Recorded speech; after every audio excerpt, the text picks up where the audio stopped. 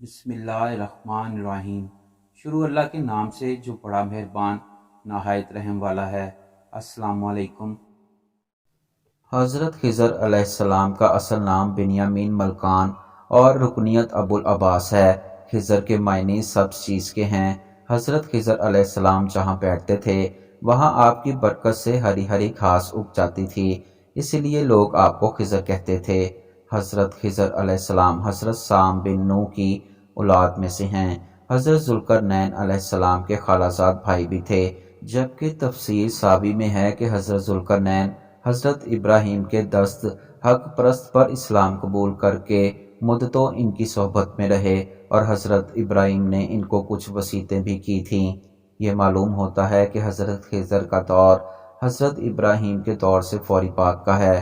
سوال یہ پیدا ہوتا ہے اور لوگ یہ جاننے کی کوشش کرتے ہیں کیا حضرت خضر علیہ السلام زندہ ہیں، تو جواب تحقیقات کے حوالے سے دیا جائے گا۔ اس میں کچھ علماء نے اختلاف کیا ہے، لیکن جمہور علماء کی یہی رائے ہے کہ وہ زندہ ہیں، بلکہ ان کی ملاقات حضرت موسیٰ علیہ السلام سے بھی ثابت ہوئی ہے، حالانکہ ان کا دور حضرت موسیٰ علیہ السلام سے کئی 100 برس پہلے حضرت ابراہیم علیہ السلام کے دور کے فوری بعد کا ہے۔ تفسیر روح البیان میں ہے کہ حضرت یوسف جو کہ حضرت ابراہیم کے پڑپوتے ہیں، ان کے درمیان اور حضرت موسیٰ علیہ السلام کے درمیان 400 سال کا فرق ہے، تو اس لحاظ سے حضرت موسیٰ علیہ السلام حضرت خضر سے تقریباً 600 سال بعد پیدا ہوئے ہوں گے۔ امام بدر الدین عینی صاحب شرح بخاری میں ان کے متعلق لکھا ہے کہ جمہور کا مذہب یہ ہے کہ اور صحیح بھی یہ ہے کہ وہ نبی تھے اور زندہ ہیں۔ شیخ ابو عمرو بن صلاح نے اپنے فتوے میں فرمایا کہ حضرت خضر علیہ السلام جمہور علماء اور صالحین کے نزدیک زندہ ہیں۔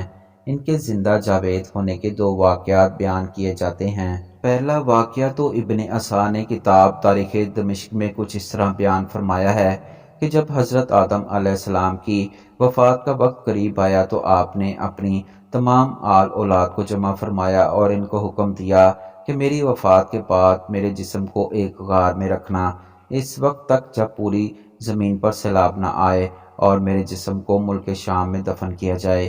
لہٰذا جب حضرت نوح علیہ السلام کے دور میں طوفان نوح آیا تو حضرت نوح علیہ السلام حضرت آدم علیہ السلام کا جسم مبارک بھی کشتی پر رکھ کر ساتھ لے گئے اور طوفان تھمتے ہی ایک غار میں رکھ دیا۔ پھر جب سام بن نوح کی اولاد میں سے خضر اللہ کے مقرب بندے مبعوث ہوئے اور اللہ پاک نے ان کو ہر طرح کا علم عطا کیا تو انہوں نے حضرت آدم کے جسم مبارک کو غار سے نکال کر شام میں دفنا دیا۔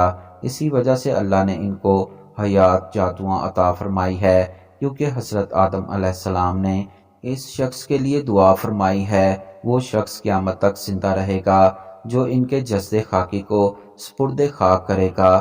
کتابوں میں حضرت خضر علیہ السلام کی طویل عمر اور موت نہ آنے کی ایک وجہ یہ بیان کی گئی ہے کہ آپ نے آب حیات نام کے ایک چشمے کا پانی پیا تھا۔ آب حیات کے بارے میں یہ بیان کیا جاتا ہے کہ جو اس پانی کو نوش کرے یا اس میں غسل کرے گا اسے کبھی موت نہیں آئے گی۔ آب حیات کا ذکر قدیم داستانوں اور کتابوں میں بھی ملتا ہے۔ ان داستانوں میں 3 اشخاص کا ذکر کیا گیا ہے جن کو آب حیات تک رسائی حاصل ہو گئی تھی۔ ان میں سے ایک حضرت الیاس علیہ السلام، دوسرے حضرت ذوالقرنین اور تیسرے حضرت خضر علیہ السلام ہیں، جن میں سے صرف حضرت الیاس علیہ السلام اور حضرت خضر علیہ السلام ہی کو یہ آب حیات نصیب ہوا۔ روایتوں کے مطابق ذوالقرنین جو کہ ایک عظیم بادشاہ بھی تھے اور حضرت خضر علیہ السلام کے خالہ زاد بھائی بھی تھے۔ حضرت ذوالقرنین نے قدیم تاریخ کی کتابوں میں پڑھا تھا کہ سام بن نوح کی اولاد میں سے ایک شخص آب حیات پی لے گا تو اس کو موت نہیں آئے گی، اس لیے حضرت ذوالقرنین نے آب حیات کی تلاش میں مغرب کی طرف سفر کیا۔ حضرت ذوالقرنین یہ جانتے تھے کہ آب حیات اندھیری غاروں میں ہے جہاں 362 صاف پانی کے کنویں بھی ہیں، لہٰذا آپ علیہ السلام نے اپنے لشکر میں 361 ذہین اور ہوشیار لوگوں کو چنا اور ان کا سربراہ حضرت خضر علیہ السلام کو بنا دیا۔ اس طرح 362 لوگوں کا لشکر اندھیری غاروں میں گیا۔ ان میں سے ہر ایک کو ایک ایک مچھلی دی گئی اور ان لوگوں کو ہدایت دی گئی کہ وہ اپنی اپنی مچھلی کے ساتھ چشمے میں اتر جائیں اور واپس آ کر اپنی اپنی مچھلی دکھائیں۔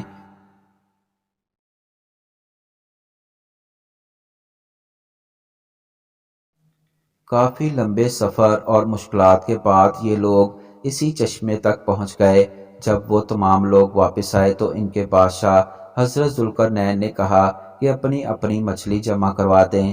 تمام لوگوں نے اپنی مچھلی ان کے سامنے سحر کر دی سوائے حضرت خضر علیہ السلام کے۔ حضرت ذوالقرنین نے پوچھا تو انہوں نے بتایا کہ میں جب چشمے میں داخل ہوا تو مچھلی میرے ہاتھ سے نکل کر پانی میں چلی گئی۔ میں نے اسے پکڑنے کی بہت کوشش کی، میری کوششیں رائے گاں گئیں۔